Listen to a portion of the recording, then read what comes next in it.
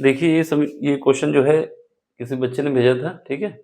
इससे पूछा जा रहा है कि हमारे पास उन वृत्तों का कुल अवकल समीकरण ज्ञात करना है, जिनके केंद्र x एक्सिस पे हों, ठीक है? तो इसको कैसे करोगे? अगर हमारे पास सेंटर अगर सर्कल क्या होता है h, k होता है, तो वृत्त का समीकरण जो होता है, वृत्त का समीकरण, सर्किल का समीकरण बोलें या वृत्त का समीकरण जो होता है मेरे पास क्या होता है, अगर उसके सेंटर क्या है h, वृत्त का समीकरण यदि केंद्र बोले या सेंटर बोले क्या है h, k है, तब क्या होता है, ये हमारे पास इक्वेशन होती है x माइनस एच का whole square plus y minus K का whole square is equal to R square होता है, ठीक है? ये हमारे पास समीकरण होता है। इसे बोला है कि जो हमें केंद्र लेना है वो x एक्सिस पे लेना है। x एक्सिस का मतलब है कि जो y का सेंटर है उसको जीरो करना होगा, y के सेंटर को जीरो कर देना होगा, तब क्या होगा यहाँ पर, जब y का सेंटर जीरो हो जाएगा मेरे पास,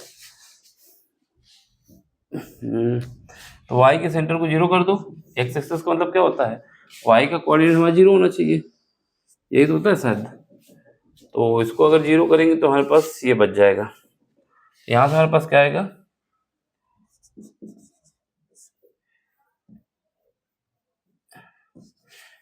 अगर हम x y के कोऑर्डिनेट को जीरो करेंगे, इसको जीरो कर देंगे, तो हमारे पास इक्वेशन बन जाएगी x माइनस एच का होल स्क्वायर और वाई स्क्वायर। हाँ ठीक है, चलो करते हैं फिर। ये k बराबर क्या हो जाएगा, x एक्सिस पे k की वैल्यू हमारी क्या हो जाएगी, जीरो हो जाएगी, ठीक है? जब k की वैल्यू जीरो हो जाएगी तो क्या होगा, x माइनस एच का होल स्क्वायर और ये बचेगा y square is equal to R square, ठीक है? अब हमें क्या करना है, अगर हमें अवकल समीकरण करना है, अवकल समीकरण लिखना है, तो ये r जीरो होना चाहिए और h भी जीरो होना चाहिए। कैसे जीरो होना चाहिए, dy बाई डी एक्स करते रहेंगे, डिफ्रेंशिएशन जब तक करते रहेंगे जब तक ये दोनों कांस्टेंट खत्म ना हो जाए। जीरो करने का मतलब है इनको एलिमिनेट करना है, ठीक है? तो करो फिर। इक्वेशन नंबर हमारे पास एक हो गई, और इसको x के सापेक्ष x के सापेक्ष अवकलन करने पर, अवकलन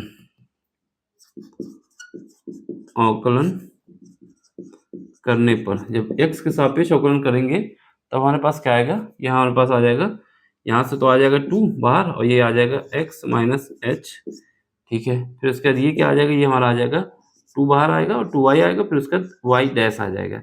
y डैश बोले, y डैश का मतलब होता है कि पहली बार हमने डिफरेंशिएशन कर लिया है, dy बाई डी एक्स को y डैश भी कहा जाता है, ठीक है? इज इक्वल टू क्या होगा, r हमारा जीरो हो जाएगा, ठीक है? सेकंड केस, हमने बोला जब तक हमें करना है जब तक हमारा h और r एलिमिनेट ना हो जाए। तो r तो खत्म हो गया लेकिन h अभी बचा है, तो इसको एक बार दोबारा कर लेते हैं।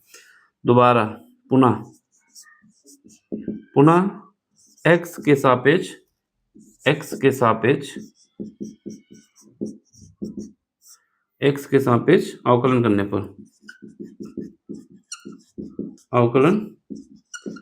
पर 2 नंबर का क्वेश्चन है, इससे ज्यादा है भी नहीं है।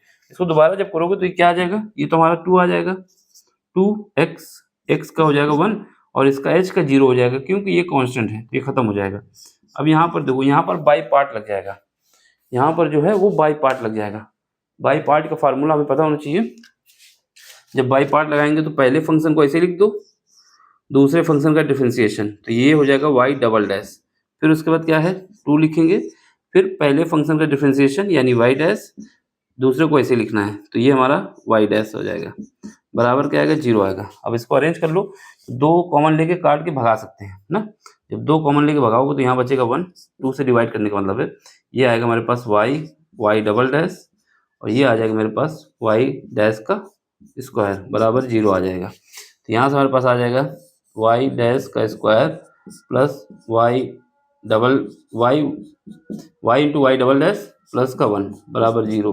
तो ये हमारा समीकरण बनके तैयार हो जाएगा, ये हमारा आंसर है, ठीक है? x एक्सिस पे k को 0 करना होगा और अगर y एक्सिस होता तो h को 0 करना होता। देख लो, समझ लो, ठीक है?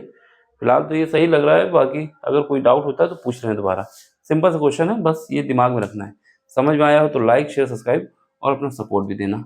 बाकी मिलते हैं अगले लेक्चर में अगले क्वेश्चन से। देखो क्वेश्चन में अगर डाउट होता है तो आप पूछ रहे हैं दोबारा, लेकिन अगर आपको कोई क्वेश्चन समझ में नहीं आता तो टेलीग्राम में आइए, वहाँ ज्वाइन होइए, अपना क्वेश्चन भेजिए, जितनी जल्दी होगा उसका सलूशन हम करके आपको देंगे। ठीक है, चलो मिलते हैं अगले लेक्चर में अगले कॉन्सेप्ट के साथ।